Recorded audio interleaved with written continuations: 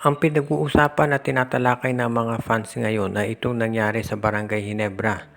Unang-una natalo sila dito sa terra firma at ipinakita ni Javi Gomez de Leaño kung ano ang nawala sa Ginebra.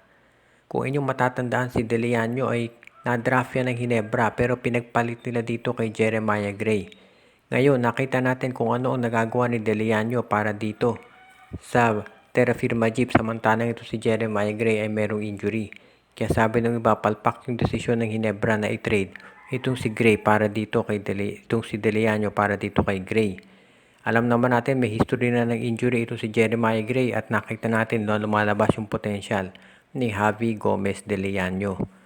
At syempre, ang isa pang pinag-uusapan dyan ay kung ano ba ang nangyari dito kay Christian Standhardinger at bakit siya binangko. Ang paliwanag, ang opisyal na statement ng Ginebra dahil daw maganda nilalaro ni Japet Aguilar at Sidney Onwubere. Siyempre, walang maniniwala dyan dahil kahit gaano kaganda nilalaro ni Onwubere at ni Aguilar, walang dahilan para hindi ipasok si Standhardinger.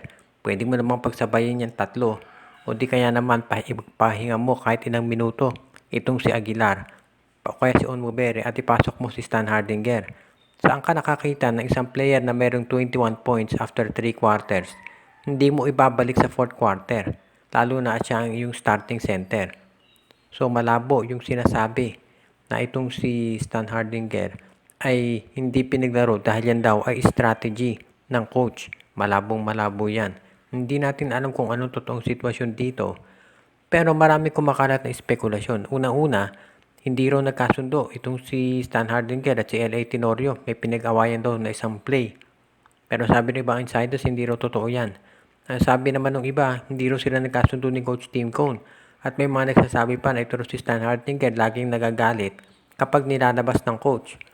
Hindi rin natin masabi kung totoo yan dahil so far wala namang nakita o na-report na insidente na ganyan. Pero meron nga mga bulong-bulungan na ganun daw itong si Standhardinger talaga. At ang isa pang dahilan daw sinabi, hindi raw maganda talaga yung nagiging samahan. At yan daw ang dahilan kung ba't itong si Standhardinger ay inalis ang SMB noon. Natatandaan ninyo ito si Standhardinger biglang tinrade ng San Miguel para kay Motao Tuba.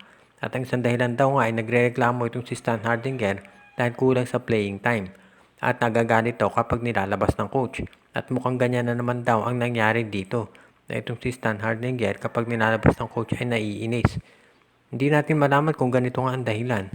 Pero ang maliwanag dito, kung ikaw Barangay Ginebra, kailangan maayos mo na to sa susunod na game. Dahil hindi pwedeng matalo ka sa mga teams katulad ng Terra Firma.